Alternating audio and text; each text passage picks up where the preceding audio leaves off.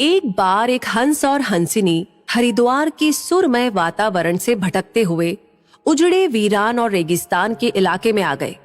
हंसिनी ने हंस को कहा कि ये किस उजड़े इलाके में आ गए हैं? यहाँ ना तो जल है, ना जंगल, न ही ठंडी हवाएं हैं। यहाँ तो हमारा जीना मुश्किल हो जाएगा। भटकते भटकते शाम हो गई तो हंस ने हंसिनी से कहा कि किसी तरह आज की रात बिता लो, सुबह हम लोग हरिद्वार लौट चलेंगे। रात हुई तो जिस पेड़ के नीचे हंस और हंसिनी रुके थे उस पर एक उल्लू बैठा था। वो जोर से चिल्लाने लगा। हंसिनी ने हंस से कहा, अरे यहाँ तो रात में भी सो नहीं सकते, ये उल्लू चिल्ला रहा है।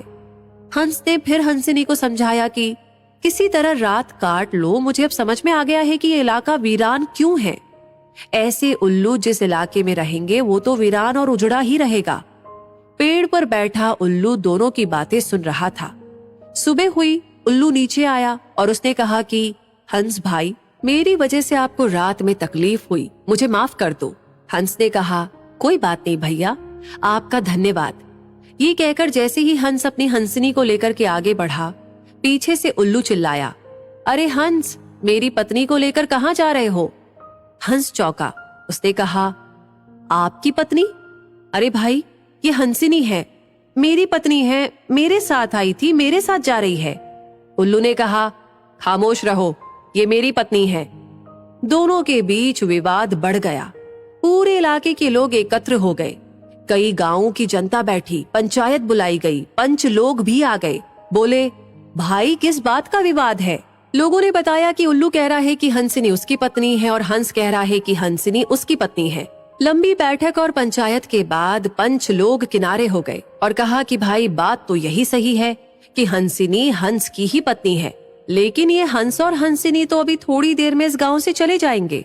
हमारे बीच में तो उल्लू को ही रहना है, इसलिए फैसला उल्लू के ही हक में सुनाना चाहिए। फिर पंचों ने अपना फैसला सुनाया और कहा कि सारे तथ्यों और सबूतों की जांच करने के बाद ये पंचायत इस नतीजे पर पहुंची है कि हंसिनी उल्लू की ही पत्नी है और हंस को तत्काल गांव छोड़ने का हुक्म दिया जाता है। ये सुनते ही हंस हैरान हो गया और रोने, चीखने और चिल्लाने लगा कि पंचायत ने गलत फैसला सुनाया, उल्लू ने मेरी पत्नी ले ली। रोते चीखते जब वो आगे बढ़ने लगा तो उल्लू ने आवाज लगाई, ए मित्र हंस, जरा रुको। हंस ने रोते हुए कहा कि भैया अब क्या करोगे? पत्नी तो तुमने ले ही ली, अब जान भी लोगे क्या? उल्लू ने कहा, नहीं मित्र, ये हंसिनी आप ही की पत्नी है और हमेशा रहेगी। लेकिन कल रात जब मैं चिल्ला रहा था तो आपने अपनी पत्नी से कहा था कि ये इलाका उजड़ा और वीरान इसलिए है क्योंकि यहाँ उल्लू रहता है। मित्र, ये इलाका उजड़ा और वीरान इसलिए नहीं है कि यहाँ उल्लू रहता है। ये इलाका उजड़ा और वीरान इसलिए है क्योंकि यहाँ पर ऐसे पंच रहते हैं जो उल्लुओं के हक में फैसला सुनाते हैं।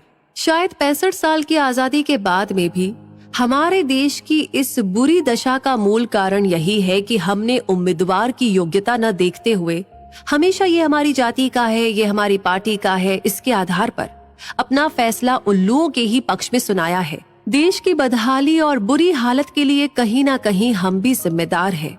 तो दोस्तों, इस कहानी के बारे में सुनकर आपको क्या लगता है कमेंट सेक्शन में लिख करके जरूर बताएं। लाइक ऑलरेडी कर दिया है तो शेयर करना ना भूलें और हमेशा ऐसी कहानियों के लिए, इंस्पायरिंग कहानियों के लिए हमारे पेज को फॉलो करें। मिलेंगे बहुत जल्दी ही, तब तक के लिए आपसे कहूंगी धन्यवाद।